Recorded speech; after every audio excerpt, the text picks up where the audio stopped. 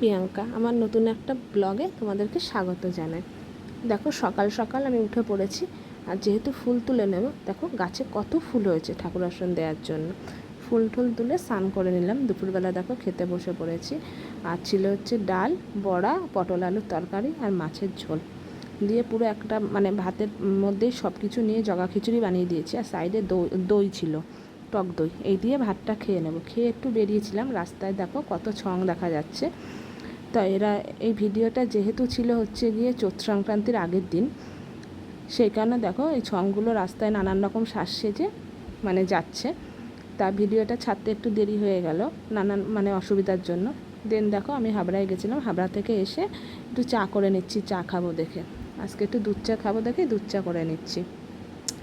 কালকে যেহেতু চৈত্র সংক্রান্তির অনেক কাজই থাকবে, ঘরবাড়ি পরিষ্কার টরিষ্কার সেগুলো করা মোটামুটি হয়ে গেছে। এদিকে দেখো চাটা ফুটে এসছে, প্রায় ফুটে আসলে নামিয়ে নেব। চাটা খেয়ে নেব। এখন মোটামুটি 7টা সাড়ে 7টা মতো বাজে। হাবড়া থেকে এসে মাথাটা ধরেছে। এদিকে চাটা খেতে খেতে দেখো মাম্মাম এসছে আমাদের বাড়িতে। এই গরমের মধ্যে মাম্মাম একটা মাথায় টুপি পরে এসছে। আমি বলছি যে টুপি পরে তো গরম লাগছে না? ও বলছে না, আমার ঠান্ডা লাগছে, টুপি পরে এসছে। তা টুপি পরে এসছে, খানিকক্ষণ নাচানাচি করছে, ঘুরে বেড়াচ্ছে।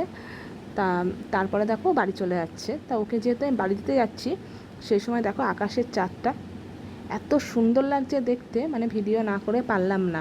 দারুণ লাগছে চাঁদটা, পুরো মেঘের মাঝখানে চাঁদটা আছে, খুব সুন্দর লাগছে। আর সামনে বেলগাছের এখান থেকে ভিডিওটা করেছি। তোমাদের কীরকম লাগলো অবশ্যই জানাবে কমেন্ট করে। টাটা।